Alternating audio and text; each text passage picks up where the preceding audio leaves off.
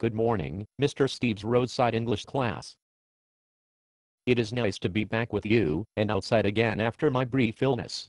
I'm still feeling a little weak, so I will be sitting down today to deliver my next explanation of a common writing problem.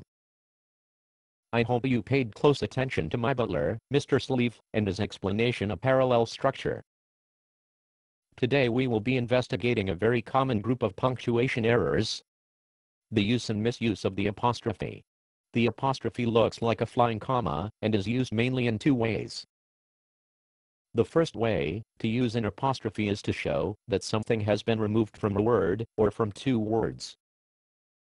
For instance, if you were to write a conversation just the way it was said, you might write the way people speak.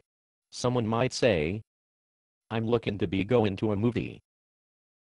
You would write this quotation with apostrophes after the ends to show that the G's were not pronounced in looking and going. In the same way, you can put two words together to form one word by removing a letter or by removing more than one letter. When you do this, you have formed a contraction. In a contraction, you put an apostrophe to show that letters have been removed from the word. For example, the word cannot can be made into the word can't by removing an N and the O and putting an apostrophe in their place. The new word would be spelled C-A-N''T. Class, there are many contractions that are used commonly. The contraction won't is the shortened form of two words, will, not. To spell this contraction, you have to take out the I and the two L's and put an O in their place. Then remove the O from not and put an apostrophe in its place.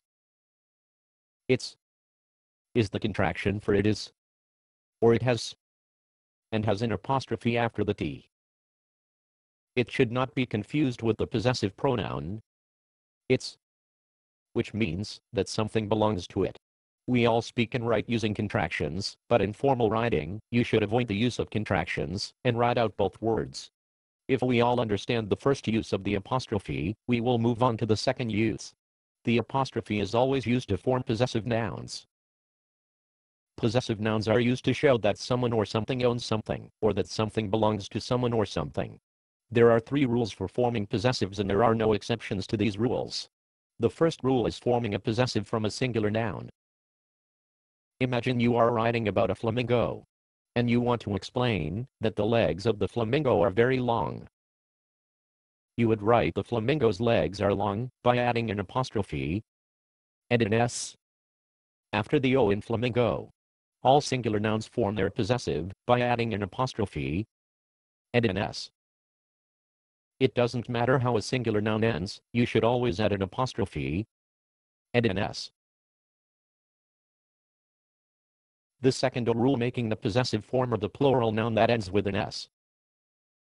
Let's imagine we are now writing about 2 elephants and we want to describe the trunks of the elephants. We would write that the elephants' trunks are gray and wrinkled. We would spell elephants by simply adding an apostrophe after the S.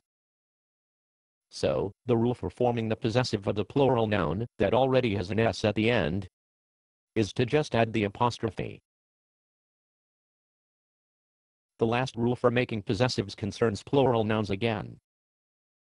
Now, however, our plural noun will not end with an S. Suppose we are writing a story about some children, and those children have lots of toys. We would write that the children's toys are on the floor. Children's would be spelled by adding an apostrophe and an S after the N. We do this because children does not end with an S. We have to add the S after the apostrophe to show that it is a possessive noun. Well, class, I'm starting to feel pretty lousy again, so I suppose I'll let Big Mr. Steve show you some more examples of the correct use of apostrophes. I'll be taking off now, but I'll be back again for another exciting lesson in the world of good speaking and writing from Mr. Steve's Roadside English Lessons. Bye-bye, class. You be good boys and girls, and do all your work.